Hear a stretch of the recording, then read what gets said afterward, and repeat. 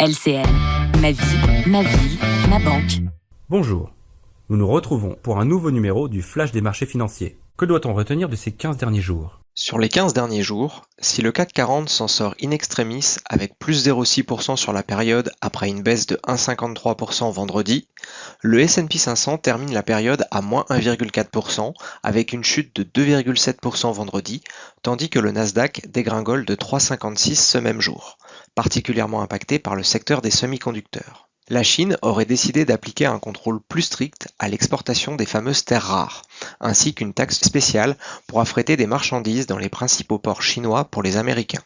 En réaction, Donald Trump a ravivé vendredi les craintes de guerre commerciale en déclarant qu'il envisageait une augmentation massive des droits de douane sur les importations chinoises, ajoutant qu'il n'y avait aucune raison de rencontrer le président chinois dans 2 semaines en Corée du Sud. Ce nouveau rebondissement dans les relations sino-américaines a fait rechuter le dollar vers les 1,16 et les taux 10 ans aux États-Unis comme en Europe ont reculé d'environ 10 points de base vendredi.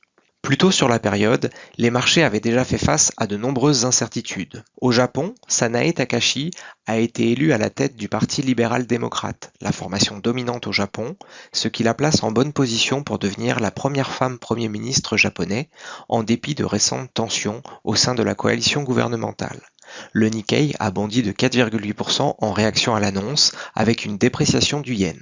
En France, l'instabilité politique bat son plein. Le Premier ministre Sébastien Lecornu a annoncé sa démission surprise lundi dernier, quelques heures après avoir annoncé un gouvernement très rapidement critiqué par les différents partis politiques, avant d'être finalement reconduit au bout du suspense vendredi soir, avec la lourde tâche de bâtir un nouveau gouvernement.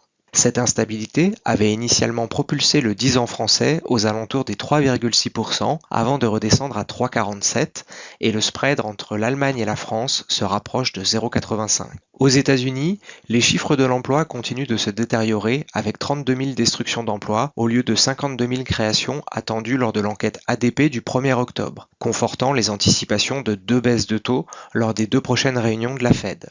Certaines statistiques économiques vont également avoir des retards de publication puisque les États-Unis sont depuis ce 1er octobre en situation de shutdown, dans l'attente d'un accord entre républicains et démocrates sur le relèvement du plafond de la dette du pays. Cette situation dure depuis 12 jours et rappelle le plus long shutdown historique de 35 jours lors du premier mandat de Donald Trump.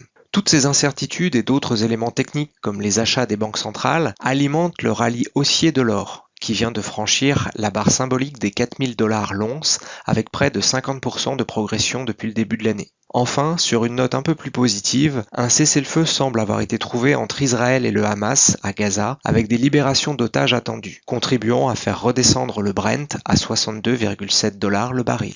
Merci pour cette analyse. À quoi peut-on s'attendre pour les 15 prochains jours ? Durant les 15 prochains jours, les marchés auront de nombreux sujets de suivi. L'évolution des multiples incertitudes politiques et géopolitiques précédemment évoquées d'une part, la potentielle décision de baisse des taux de la Réserve fédérale américaine fin octobre d'autre part. Mais c'est surtout les publications de résultats des sociétés pour le 3e trimestre qui vont démarrer ces prochaines semaines qui devraient capter l'attention des investisseurs. Aux États-Unis, les valorisations du secteur technologique et des sociétés liées au thème de l'intelligence artificielle laissent peu de place à un ralentissement des performances, tandis qu'on cherche toujours à déceler d'éventuels signes de ralentissement de la consommation aux États-Unis.